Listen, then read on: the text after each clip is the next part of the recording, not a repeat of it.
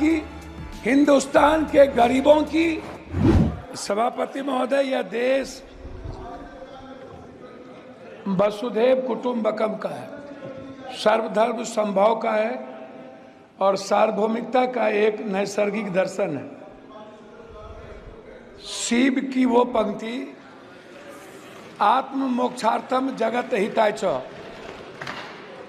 संपूर्ण विश्व का और मानव का कल्याण और खुद के मोक्ष की कल्पना हमारे आराध्य गुरु शिव ने इसी पंक्ति से अपने जीवन दर्शन की शुरुआत की थी।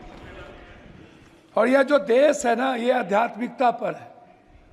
ये कंप्लीट किसी धर्म या किसी मजहब पर आधारित देश नहीं है। ये मानवीय मूल्यों के लिए जाना जाता है।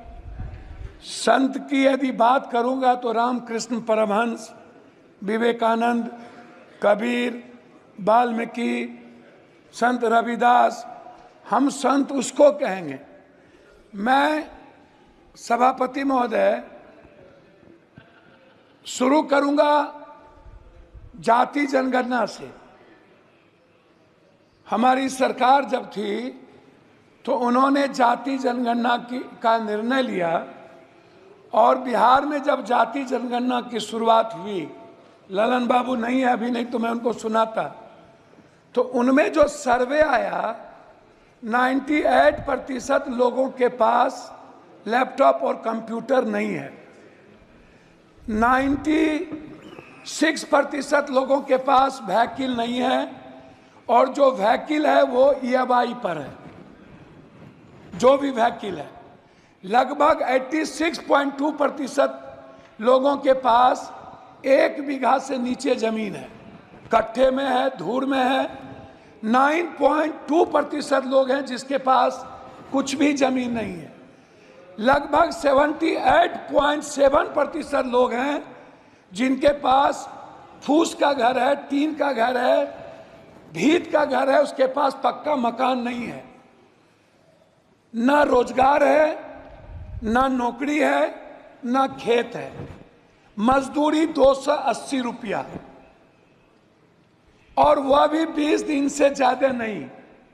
कोरोना के समय मनमोहन सिंह जी के द्वारा लाए हुए जो मजदूरी एक्ट था उसको खत्म करके मजदूर के ताकत को कमजोर किया गया।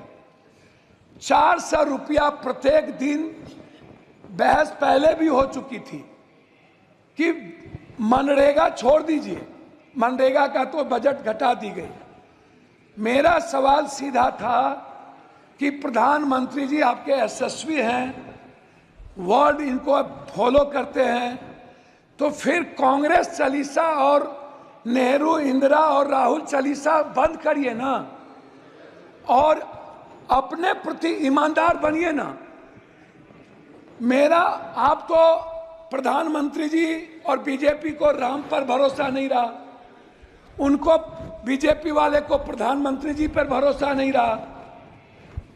इन लोगों ने गठबंधन की राजनीति की और जब गठबंधन के राजनीति पर भी भरोसा नहीं रहा तो प्रधानमंत्री जी ने जेवर, भैंस, बैल से लेकर मुजरा तक की बात पूरे चुनाव में एक बार भी हिंदुस्तान के संविधान की, हिंदुस्तान के गरीबों की, वर्ल्ड के सबसे ज्यादा गरीब देश, पर कैपिटा इनकम 6000 रुपया, उससे ज्यादा हिंदुस्तान में लगभग 87% लोगों का जो IFA है वो है पर कैपिटा 6000।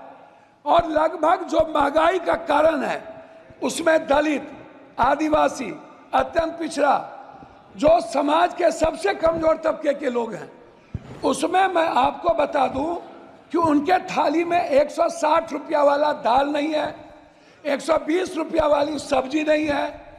प्रधानमंत्री जी यदि इतने सशक्त हैं तो मैं यह जरूर जानना चाहूंगा कि 84 करोड़ लोगों को 5 किलो अरवा चावल आज भी टैक्स के पैसे से क्यों देना पड़ता है? मैं सर मैं जो बोलने ये 7-8 मिनट 6 बार के मेरा रिक्वेस्ट है, मैं उस पर कहना चाहूंगा। मेरा रिक्वेस्ट है, जाति जनगणना पूरे देश में डबल इंजन की सरकार है। यदि आप ओबीसी से नफरत मत करिए, दलितों से आप दूर मत होइए।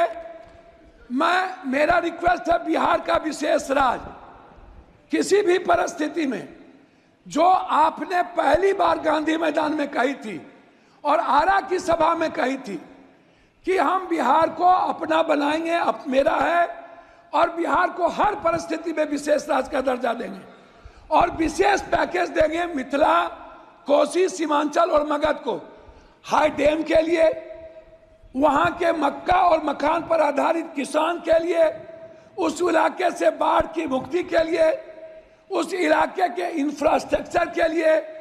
लेकिन अभी तक उस पर कोई चर्चा नहीं हुई। आंगनबाड़ी की बहनों की स्थिति आप देखिए, आप ममता की स्थिति देखिए। जी आपका सर, मैं वही पॉइंट पर तो बोल रहा हूं। हमको 3 मिनट दीजिए सर। ममता, आशा, मैं वही कह रहा हूं सर। रसोईया, सर पॉइंट वाइज बात कर रहा हूं सर। मेरा आप कंक्लूड कीजिएगा सर। कंक्लूड 3 मिनट दीजिए ना सर, तब फिर बोल के क्या फायदा होगा। सर मेरा रिक्वेस्ट क्या है? मेरा रिक्वेस्ट है, आपका रिक्वेस्ट बताइए फाइनली कि बिहार में जो मैं आंगनबाड़ी की किसकी बात कर रहा हूं सर, एक भी जगह दलित और आदिवासी के में ओटीएफ नहीं है। आप चल के जांच कर लीजिए। जनरल योजना लगभग बर्बाद हो चुका है सर। स्मार्ट सर, मैं कंक्लूड बोल तो रहा हूं, स्मार्ट मीटर बिजली सर